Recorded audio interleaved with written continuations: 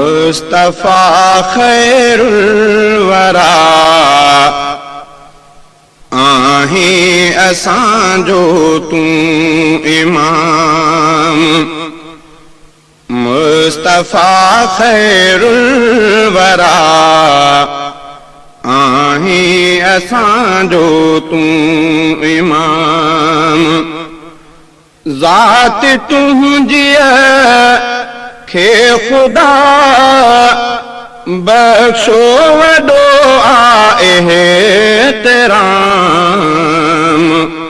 मुस्तफा खैरुल वरा आहीं असां जो तू इमाम। ज़ात तुंहिंजी खे खुदा बख्शो वॾो आहे एहतराम।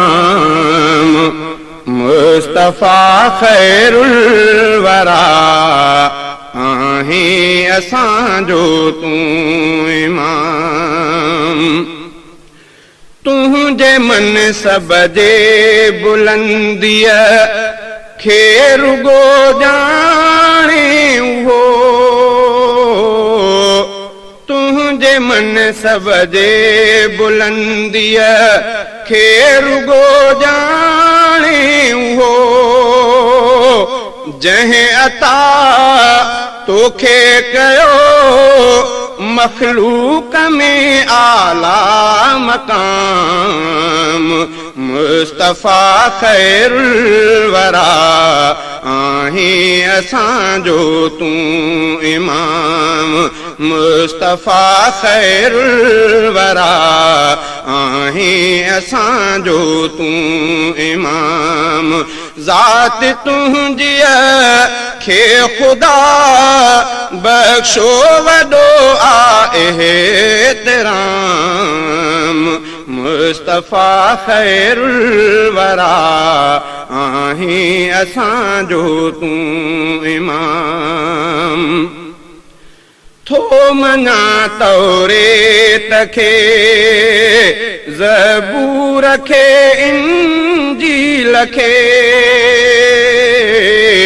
थो मञा तौरेत खे ज़बूर खे इंजील खे। पर थियो क़ुरान आ बेहतर समूरन खां कलाम। मुस्तफा खैरुल वरा आहीं असां जो तू इमाम।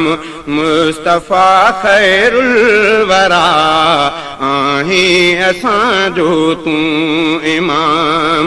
तुंहिंजे बेहतर दीन हूंदे जो झले थो ठोकरूं। तुंहिंजे बेहतर दीन हूंदे जो झले थो ठोकरूं। सो मुक़दर जो खुटल इंसान आहे ना तमाम। मुस्तफा खैरुल वरा आहीं असां जो तू इमाम। मुस्तफा खैरुल वरा आहीं असां जो तू इमाम। ज़ात तुंहिंजी खे खुदा बख्शो वॾो आहे एहतराम। मुस्तफा खैरुल वरा आहीं असां जो तू इमाम। तुंहिंजा दुश्मन थिया जॾहिं ज़ेरे कदम तुंहिंजे अची। तुंहिंजा दुश्मन थिया जॾहिं ज़ेरे कदम तुंहिंजे अची। पोइ बि तिन खां को न वरितो तो मुहम्मद इंतकाम। मुस्तफा खैरुल वरा आहीं असां जो तू इमाम। ज़ात तुंहिंजी खे ख़ुदा बख़्शो वॾो आहे एतिराम मुस्तफ़ा ख़ैरुल वरा आहीं असांजो तूं इमाम। ॾींहं महशर में शफ़ाअत जो रखियोसीं आसरो,